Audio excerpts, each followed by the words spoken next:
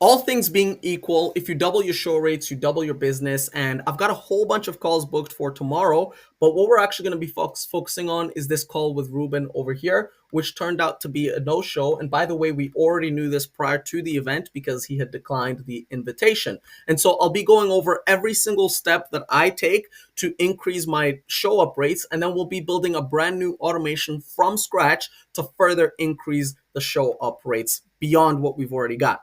And so the first thing we've got is 7-day availability, 15-minute increments must book within 7 days. And so when we go to my calendar over here, you can see I've got 7 business days of availability, and each of these are 15-minute increments. And so even on Monday, you can squeeze yourself into this 11:30 slot, because when we go to my calendar, I've got this small little slot. So no buffer times, no none of that. We just try to get as many meetings as possible, and then we're just efficient with our calendar management.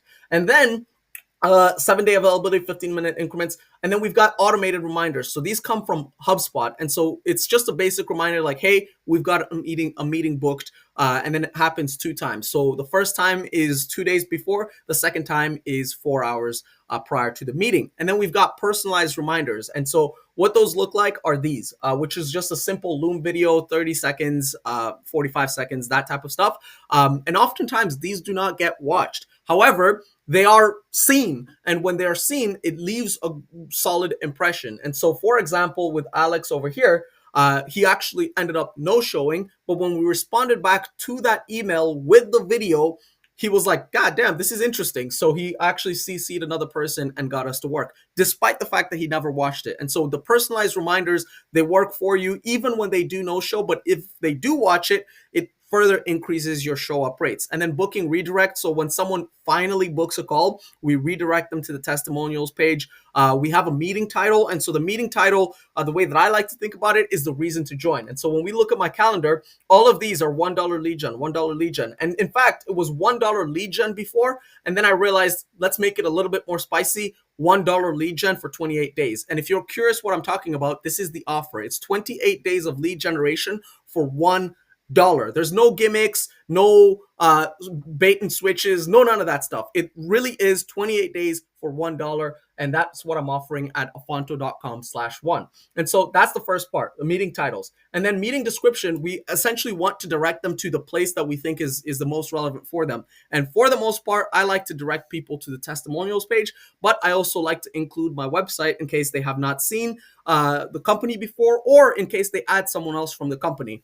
And then I also like to do rescheduling to like making it easy to do, because if we make it hard, they're just going to no show and waste a slot. Because I would much rather someone get themselves out of these slots and then put themselves somewhere else that they're actually going to show up, rather than taking it up for someone else who would otherwise have booked the call. And then we go to bring meeting forward. And so this is not something that I actually do right now. I saw it in an Alex Ramosi video. What they would actually be doing is they call the person like, hey, I've just got some availability later today. Would you be interested in switching your meeting from 3 days out in advance to later today? And you just keep doing that. And because it's the same day availability, the show up rates go up. But I'm actually thinking of automating this proportion. And so if I do it, it will be an automated email. And then disqualifying questions. And so monthly revenue, minimum 20K. And as I keep getting more meetings, more data, I might further increase this like 40K, 50K, however much, right? But this disqualifying question makes sure that the people who are booking are actually qualified to meet with us. And so when we look at Ruben over here, one of the things that I have an assumption of why he didn't book is because I'm offering a lead gen service, and what he offers is a lead gen service as well, it seems like, right? And so problem number one is perhaps it might be that it's the wrong targeting from a marketing perspective. These are things that we don't actually know. We're making guesses. And this is the big thing. So when we start working on this automation, what are we trying to solve? We're trying to solve the guessing aspect. We want to stop guessing the stuff, but I'm going to give you guys some of my guesses before we get into this automation. So I'm guessing that this is probably one of the reasons why he's like, I don't know about this. Let me just not go to this, right? And then the other thing that I'm wondering is perhaps when I asked what the monthly revenue is and what the desired outcome is, these were the answers. But when we look at my actual pricing, because I do post it publicly on the website. The pricing is 3990 as the base price. By the way, this is different from the $1 lead generation service. This is just like the regular price, which is like if someone was to start working with me and they just want the standard plan, it's 3990.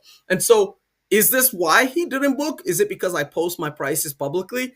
Who knows? Is it because he saw a review somewhere from someone? Is it because he spoke to someone? Is it because he changed? It's Sunday, because right now it's actually a Sunday, and so is it maybe that something came up that is more valuable? Whatever. We don't know these things, right? And so once you've already done all of the basics, you have to start asking for feedback. And that's where the automation comes into play. So what we're going to be doing with this automation is essentially replying back to this email asking for feedback. We're not asking him to reschedule, although we could do that. Really, all I'm trying to do at this point is figure out what is the thing, because there's so many variables, like hundreds upon hundreds upon hundreds of variables that we don't know.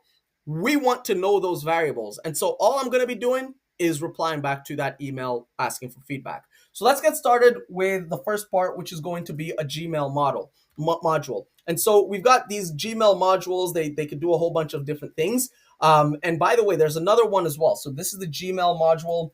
There's also another one which is called email. They basically work the exact same way. So just use whichever. It does not matter. I'll use the Gmail one because why not? All right, so we've got this one.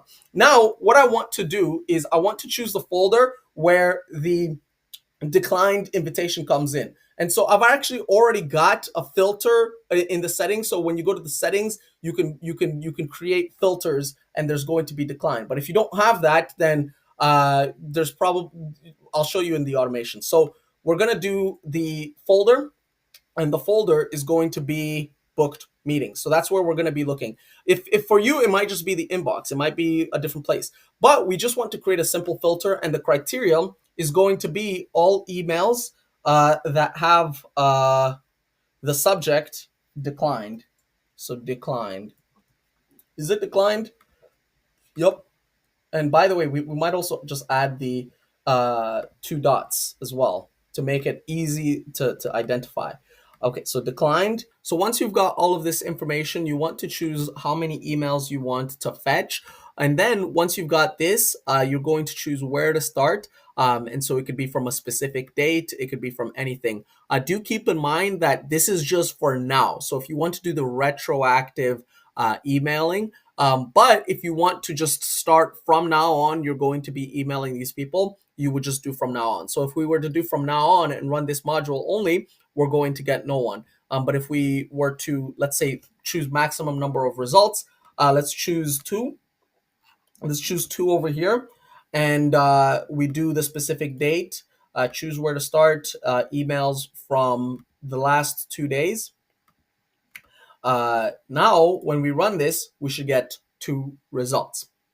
So now we have this information. What we're then going to do is we're actually going to create a property inside our CRM. So what this property is going to be called is basically just feedback requested. So what we want to do is we want to get feedback from various different sources. So when they no show, when other things happen, etc.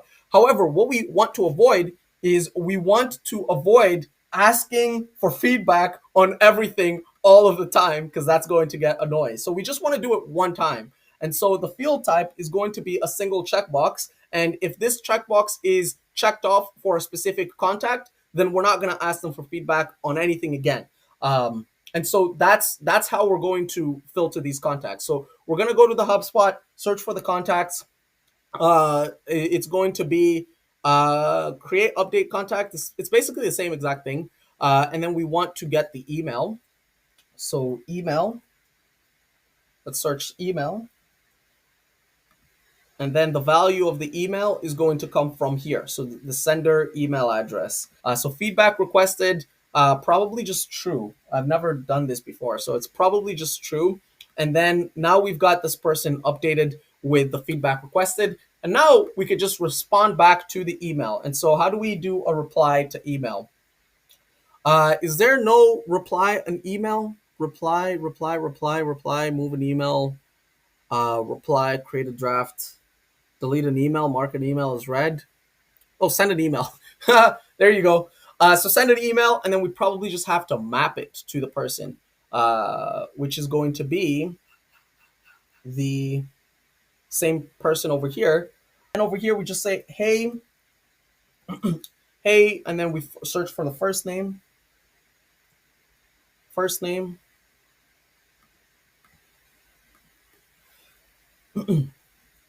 just noticed that you declined the invite. Would sharing why? Sad. So yeah, this is what I would send. Because we just want to be honest with them. Like if the reason we're asking for this feedback is because the show rates are bad, let's be honest with them. So choose where to run all emails. Let's go ahead and run it again. And now we should be sending an email to both of these contacts. Again, it's not going to be in the exact same thread, so it's going to be in the sent email thread. And so let's just pull that up and I'll show you guys the emails over here. And so again, what this is going to allow us to do is get real-time feedback. So rather than making any guesses, any assumptions, any of that stuff, we can actually just ask the people directly to figure out what is the problem. And then we just keep this automation running to provide us feedback. And then when we go back to increasing the show rates, now we have some additional variables to consider to further increase the show rates to the desirable outcome. Okay, that's it for me, guys.